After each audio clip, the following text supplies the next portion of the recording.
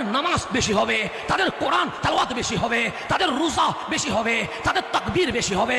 কিন্তু শুনে রেখো, আমি রাসূল বলে গেলাম, ধনুক থেকে তীর যেভাবে বের হয়ে যায়, তাদের কলব থেকে ঈমান বের হয়ে গেছে। দাড়ি দেখলে মুমিন মনে করিও না, টুপি দেখলে মুমিন মনে করিও না, নামাজ রোজা হজ যাকাত দেখলে মুমিন মনে করিও না। আগে দেখো বুকে নবী আছে কিনা।